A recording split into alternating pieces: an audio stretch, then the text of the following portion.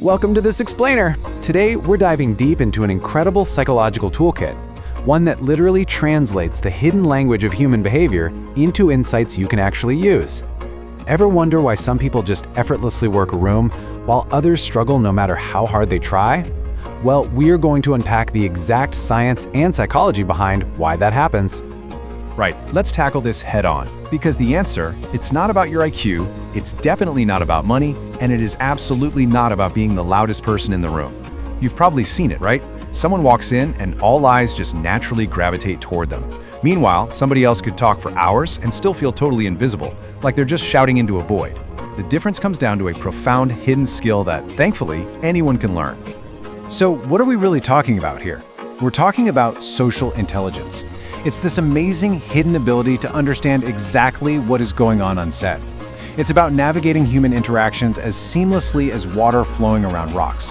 It's the secret art mastered by great leaders, top-tier negotiators, and inspiring teachers. Basically, it's the ability to read people like an open book and build instant trust without all that usual awkward friction. Here's our roadmap for today's explainer. We'll be hitting 6 key pillars: decoding hidden human nature, reading the unspoken language, true listening and empathy, influence and conflict resolution, confidence and personal boundaries, and wrapping up with social intelligence online. Let's get right into it. Starting off with pillar number 1, decoding hidden human nature, using what we call the iceberg framework. This is all about separating the superficial social masks people wear from their deep, unconscious realities. The absolute crucial takeaway here is that every single action, no matter how bizarre or illogical it seems on the surface, is driven by one of these 3 hidden motives. Deep down, they're all just trying to protect the child inside. Modern psychology backs this up. The vast majority of what we do comes from the unconscious mind. We feel first and we think second. We just use logic to justify those emotional gut reactions.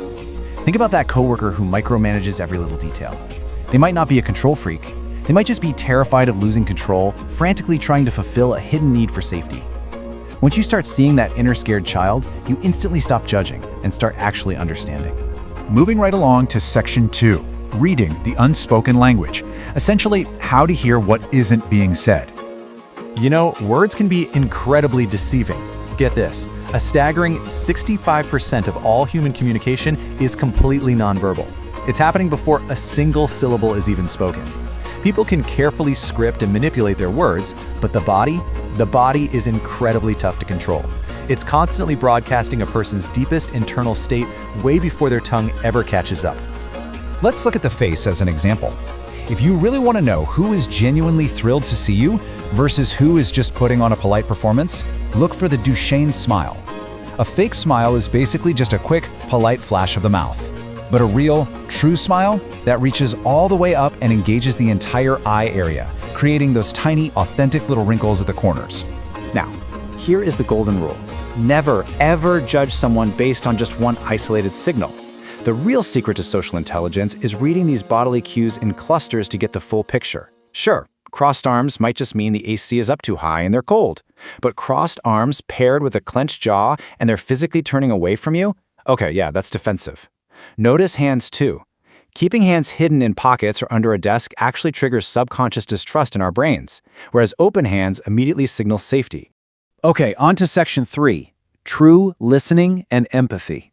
This is all about the immense power of complete presence.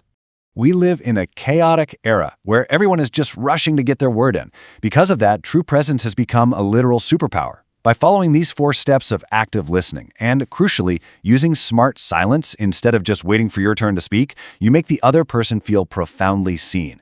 The source material strongly warns against competitive listening. You know the type. You mention an amazing trip to Paris and boom, they instantly jump in to tell you why their trip to Rome was better. That destroys trust instantly. Instead, try emptying your mind, reflecting their feelings back to them, and just using silence to let them unpack the real meaning behind what they're saying. Look at this stark contrast between pity and empathy. Pity isn't connection at all. It's just keeping a safe, comfortable glass wall between you and their pain. Empathy totally tears that wall down. And to be clear, empathy isn't about adopting their pain or being emotionally weak. It is an active, biological bridge built by our brain's mirror neurons. Neuroscience proves this isn't just fluffy romantic poetry. Our mirror neurons physically fire to help us actually feel what that other person is going through. That brings us to section 4, influence and conflict resolution. Let's talk about how to navigate friction smoothly. Here's the wild thing about human nature. We decide with our emotions first, and we justify with logic second. So, utilizing these 5 steps allows you to ethically persuade people without triggering all their defensive walls. If you just throw logic and statistics at someone, you're going to lose the battle from the start. You have to use story, because a good story bypasses those logical defenses and goes straight to the heart. And please, remember the bridge technique. Always validate the other person's viewpoint before adding your own. Just saying, hey, I totally see why you'd approach the project that way, but what if we tried this? Completely removes that sting of feeling defeated. When you're managing a conflict, if you can separate the person from the problem and address those deep, unmet needs rather than fighting over surface-level stuff, the conflict almost magically dissolves itself. Think about it. It is rarely ever about the surfaced argument. It's almost always about someone feeling like they aren't being heard, respected, or valued. If you can address that deepest level, you can turn a totally toxic argument into a huge opportunity for growth. Section 5 brings the focus inward: confidence and personal boundaries. This is all about guarding your inner energy. Look, you simply cannot be a beacon of light for anybody else if your own internal battery is completely dead. Setting boundaries isn't selfish in the slightest. It's a vital framework for protecting your psychological energy. And surprisingly, it actually attracts people who will respect you more. A lot of folks think saying no makes them seem cold, but in reality, an inability to say no just leads to massive, hidden resentment and total burnout.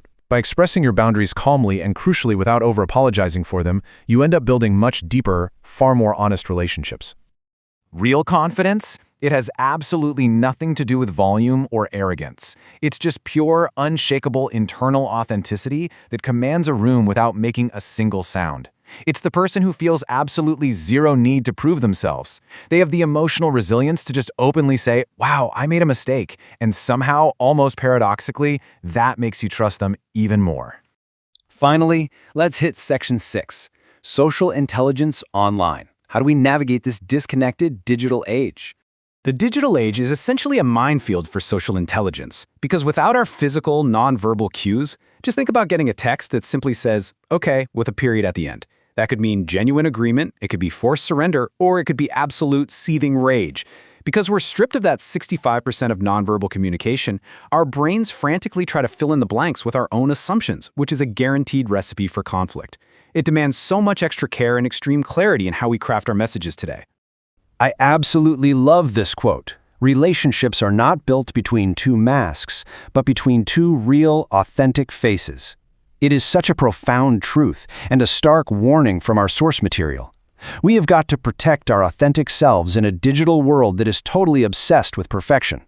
When we spend all day curating these fake, perfectly polished versions of ourselves online, we're just brewing this underlying anxiety that our true selves aren't enough. We have to remember to drop the digital mask. So, armed with this psychological toolkit, you don't have to be a passive participant in the room anymore. You can decode the unseen, you can listen to the unsaid, and you can build incredible bridges that other people don't even realize exist. I'll leave you with this one thought to ponder. In your very next conversation, are you going to merely react to the mask they're wearing, or are you going to use your social intelligence to truly connect with the hidden truth beneath?